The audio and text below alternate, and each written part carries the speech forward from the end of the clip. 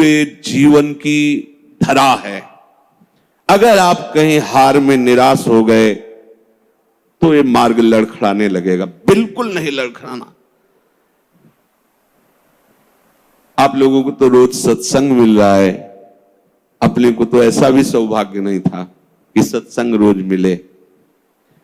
कम से कम सत्संग में हमें वो शब्द मिल जाते हैं जिनसे हम पुनः हृदय को उत्साहित करके इस मार्ग में चला पाते हैं। इसलिए बहुत मंगलमय मार्ग है, पर बहुत कठिन मार्ग है। कठिन इसलिए है कि हमारा अभ्यास विषय मार्ग में चलने का है और ये बिल्कुल उसके उल्टा मार्ग है। अब कभी न कभी कोई न कोई ऐसी आक्रमण वृत्ति माया की होगी जहां हम हार सकते हैं, तो हमें कभी निराश नहीं होना, ये हृदय में बैठा लीजिए। दूसरी एक उपासक के अंदर वृत्ति रहती है कि अगर मैं ये देख लूं, अगर मैं ये भोग लूं, तो बार बार जो मन कहता है एक बार उसको समझा देंगे ना कि तो वो भोगा उसमें सुख नहीं, जैसे शास्त्रों में लिखा है। ये होता है पक्का, ये मत समझो कि किसी एक की बात है, सबके अंदर ये मन की चालबाजी जो तुम्हारे अंदर वही हमारे अंदर, तुम्हारे सबके अंदर। एक बार देख लेते हैं, हृदय में जलन होती है, पीड़ा होती, व्यथा होती। उपासक उसकी काट तो जानता है पर प्रयोग नहीं कर रहा, विषय आकर्षण के कारण काट जानता। उपासक तभी बना है जो उसको पता है। अगर उपासक है तो सत्संग सुना ही होगा, शास्त्र स्वाध्याय किया होगा, तो शास्त्र स्वाध्याय सत्संग इसी के लिए तो ज्ञान मिलता है, इन्हीं से लड़ने के लिए। पर उस समय विषय प्रीता होने के कारण वो उनका प्रयोग करना भूल जाता है। अब जो ये बात आई है इस पर समझना होगा। पहली बात तो हमने पूरी आपको बता दी कि कहीं हमको लड़खड़ाना नहीं, निराश नहीं होना। किसी भी परिस्थिति में निश्चित भगवत प्राप्ति होगी। चुप शांत, कहीं कोई इसमें तर्क की कोई गुंजाइश नहीं है। भागवत में लिखा हुआ अगर मेरा भक्त है, अनन्य है, उसके हृदय में नाना प्रकार की विषय वासना है, तो मैं उसके हृदय में बैठकर उसको निर्विकार करता हूं। ध्रुवदास जी 42 लीला में कहते हैं, यद्यपि भक्त अनन्य जो विषय इंद्रियन बस होए, कर्मठ कोटि जितेंद्रियन ते समलाय न कोय।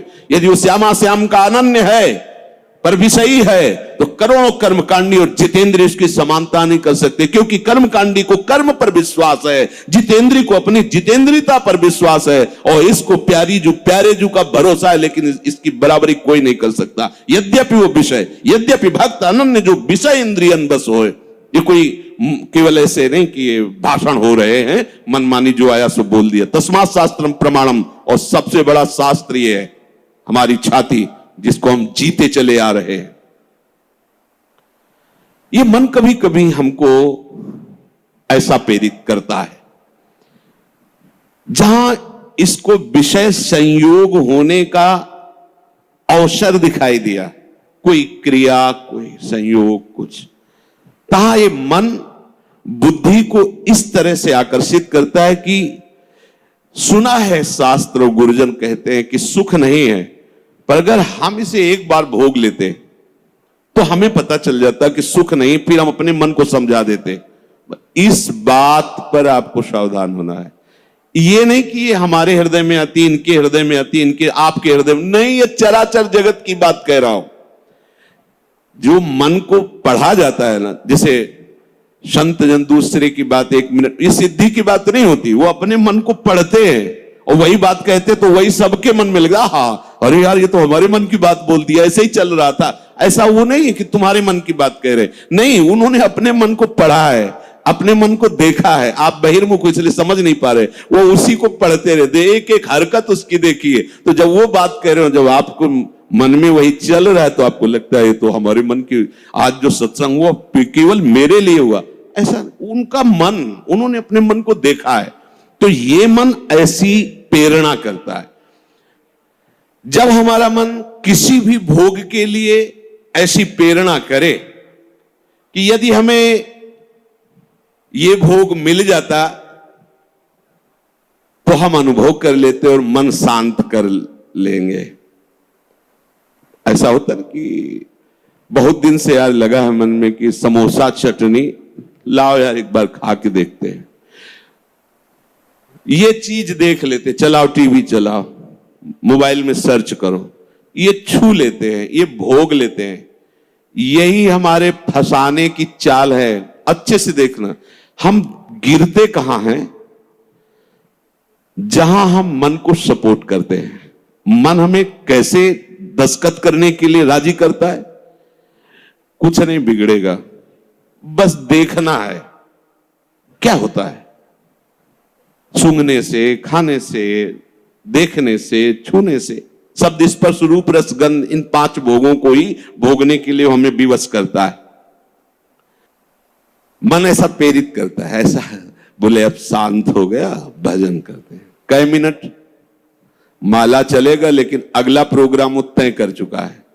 सामने आपके जहां पेश किया, कांप जाओगे आपकी, ये क्या हो रहा है? हमने तो सोचा था केवल एक बार देख लेंगे, अब क्या हो रहा है? वो ऐसे दलदल में फंसा देता है कि अगर हरि का आश्रय नहीं है तो कभी नहीं निकल सकता, कभी नहीं निकल सकता। न जातु कामः कामनामुपभोगेन शाम्यति, हविषा कृष्ण वर्तमेव भूय एवाभिवर्धते। ये विषयों की लालसा भोगने से कभी भी शांत नहीं होती। ब्रह्म ऋषि महापुरुष, इनके अनुभव की बात है। न जातु कामः कामनामुपभोगेन शाम्यति। समझ लो, मन को ठीक करने के लिए महापुरुषों के वचन ही शस्त्र हैं, वचन ही प्रमाण हैं।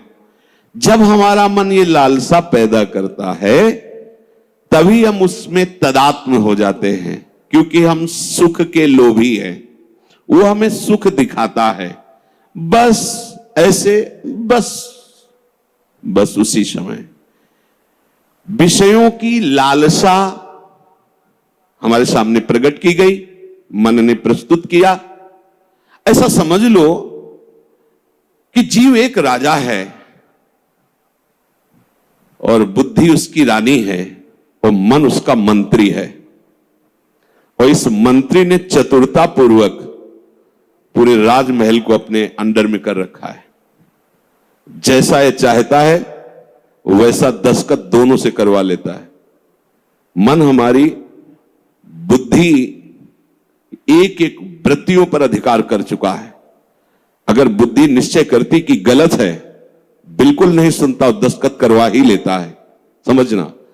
और राजा इतना अधीन हो चुका है बुद्धि और मन के कि वो कुछ निर्णय करता ही नहीं है। जहां जैसे रानी ने इशारा किया तो मंत्री ने कागज रख दिया, उसने दस्तखत कर दिया, पढ़ा भी नहीं कि है क्या ये।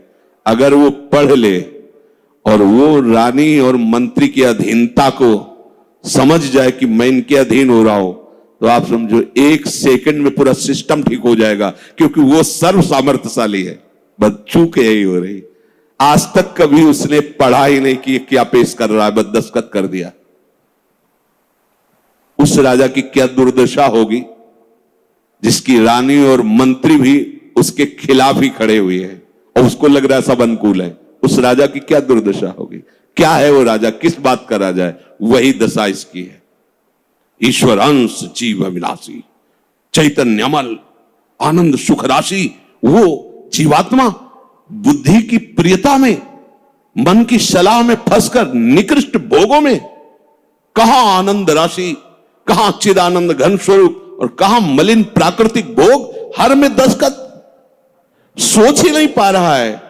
ये लो, मांस लो, मदिरा लो, व्यभिचार लो, ये सब में दस्तखत। यही दुर्दशा हो रही। बिना दस्तखत के तुम्हारे ये मन रूपी मंत्री और बुद्धि रूपी रानी कुछ नहीं कर सकती। ध्यान रखना, तुम्हारा सपोर्ट आवश्यक है उसको, और वो तुम्हें 1 सेकंड के कम हिस्से में अपने में कर लेता है, क्योंकि आप इतने आसक्त हो चुके हैं बुद्धि में और मन में कि वो निर्णय मन और बुद्धि का न मानकर सीधा अपना मानते, मुझे ये चाहिए, मैंने ये भोगा, मैं ये भोगूंगा, सीधे। अब आप इस रास्ते को नहीं जान रहे, फंस रहे प्राय सब। मैं इसके बिना नहीं जी सकता, वो इतना तो मुझे चाहिए ही। ये आज बहुत सोच समझ करके बातें दिमाग में बैठल ना, ये शास्त्रीय बातें कम, हृदय की बातें इसमें ज्यादा हम इसलिए कह रहे हैं कि यही हम लड़खड़ा जाते और यही हम फेल हो जाते हैं, और यही लगता है अब क्या है यार, किसी तरह जी लो बस। नहीं नहीं, संतों से शास्त्र इसलिए श्रवण किए जाते कि शास्त्र में जो लिखा है उसको तुम्हारे समझने की ज्यादा आंतरिक पहुंच नहीं है, संतों ने उसको जिया है और उस शब्द को उन्होंने स्वाद लिया है, फिर उसे जब बोलते हैं अपने अनुभव के साथ तो एकदम दिमाग में आके बैठ जाता है। एक बार भी जिस इस देश में उतर गया भोगने के लिए, सिर्फ एकमात्र हरि के चरणारविंद है कि वापस ला सकते, दूसरे के सामर्थ्य नहीं। ये ऐसा दलदल है कि वो धंसता ही चला जाएगा, डूब जाएगा, नहीं निकल सकता, और नहीं निकल पाए आज तक। पूरे अनादि जन्म व्यतीत हो गए, आज हरि कृपा से, गुरु कृपा से साधु संग प्राप्त हुआ है, तो हमें ऐसे दलदल से निकाल कर ऐसे स्वच्छ और सुरक्षित स्थान पर उन्होंने खड़ा कर दिया। तो आप सब ध्यान दीजिए, ये मन आपको कैसे फंसाता है, ये आपके सामने आपकी कमजोरी पा गया है। क्या? जीव सुख समुद्र का अंश है, वो केवल सुख चाहता है, ये कमी पा चुका है, इसको सुख चाहिए, और सलाह और दिशा दोनों गलत हो गई। सलाहकार मन प्रकृति से मिला हुआ है और दिशा विषय भोगों की तरफ चली गई। अब ये जिस विषय को कह देता है ये स्वीकार कर लेता है। अब इस बात को आपको काटना होगा। वो आपके सामने लालसा पेश करेगा सुख भोग की, अज्ञानी कभी इससे नहीं निकल सकता, ध्यान रखना। और भक्त कभी अज्ञानी नहीं होता। बड़े बड़े भक्तों को देख लीजिए, भक्तराज श्री हनुमान जी महाराज, ज्ञानी नाम अग्रगण्यम बुद्धिमताम वरिष्ठम, भक्तराज गरुड़ जी, जिन पर भगवान स्वयं आसन लगाते बैठते हैं, गरुड़ महाज्ञानी गुण राशि। हाँ, भक्त को कोई कहे कि ये तो अज्ञानी, भक्त परम ज्ञानी होता है, दोनों पक्षों का ज्ञान होता है, प्रेम का भी और आत्मस्वरूप के बोध का भी। ज्ञानी एक पक्ष केवल आत्मस्वरूप का बोध और मुक्त हो गया, और भक्त मुक्त होते हुए भी मुक्ति को न स्वीकार करके आगे बढ़कर भगवत प्रेम राज्य में प्रवेश पाता है। न जातु कामः कामानामुपभोगेन साम्यति। ये बात बैठा लिए भाई, ये जो मन आपको पेश कर रहा है कि ये क्रिया हो जाती, ये भोग मिल जाता तो मुझे शांति मिल जाती और फिर मैं आराम से बैठ के भजन करता, सावधान रहना। ये दुश्मन आपको प्रलोभन में फंसा कर ऐसे दलदल में ले जा रहा है जहां केवल हरि बचा सकते हैं, दूसरा नहीं। केवल हरि, केवल हरि, दूसरा नहीं। विश्वास करना, दूसरा कोई नहीं बचा सकता इस दलदल से, क्योंकि आप बचना ही नहीं चाहेंगे। ये ऐसी मृत्यु है कि इससे आप हंसकर गले लगाएंगे, इसके लिए तड़पेंगे। ये न भयावह नजर आएगी और न एक कटु नजर आएगी, पर ये जहर से भी ज्यादा कटु है और मृत्यु से भी ज्यादा भयावह है। ये भगवती माया का जो आकर्षण है, उस समय अगर कोई बचा सकता है तो केवल हरि, दूसरा नहीं। हविषा कृष्ण वर्तमेव भूय एवाभिवर्धते। जैसे अग्नि में घी डालते जाओ तो अग्नि प्रज्वलित ही होगी, बुझेगी नहीं। ऐसे ही तुम्हारे सामने मन की जो जो भेजी हुई भोग लालसाएं हैं, अगर उनको तुम स्वीकृत करते गए तो तुम्हारी कामना तुम्हारा नाश कर देगी, तुम्हारा पतन कर देगी, दुर्गति प्राप्त हो जाएगी। न चेन्द्रियाणाम भोगाभ्यासेन वैतृष्ण्यम कर्तुम शक्यम कस्मात्। भोगों के भोगने से विषयासक्ति इंद्रियों की भोग चंचलता बढ़ती है। अतः कभी भी भोग भोगने से सुख और शांति नहीं प्राप्त हो सकती। ये वो महापुरुष जो भूत भविष्य वर्तमान तीनों कालों का ज्ञान रखने वाले हैं, और ऐसा ही आप भी अनुभव करके देख चुके हैं। जो गृहस्थ में है या जो विरक्त है, तो अभी विरक्त हुए हो 10-5 वर्ष से, अनादिकाल से भटक रहे हो, तो विषयों में ही तो भटक रहे हो। केवल अभी ये लगता है आपको, ये नया स्वप्न है, तो लगता है कि हमारा जन्म पता नहीं हुआ कि नहीं हुआ, हमने तो जीवन में कभी भोगा नहीं। अरे बहुत पुराने हो, पुराण पुरुष पुरुषोत्तम के अंश हो, तो तुम भी पुराण सनातन हो। अब इस भोगाभ्यास की तरफ कदम यदि बढ़ाया तो जीवन संकट में फंस जाएगा। इसको रोकने से बात बनेगी, ना से बात बनेगी, हां से नहीं। इसमें हां नहीं। ये इतना जिद्दी स्वभाव का मन है कि लाखों बार तुम ना करोगे तो उसके ऊपर भी हां कराने की कोशिश करेगा वो। ये हारने वाला नहीं। अगर आप ना ही करते रहे तो आपके अधीन होकर मंगल मूर्ति हरि का स्वरूप हो जाएगा, ये भी ध्यान रखना। पर इसकी ना के बाद जो इसकी व्यथा पैदा होती है, उसको सहना किसी महात्मा के बस की बात है, विषयी भोगी पुरुषों की नहीं।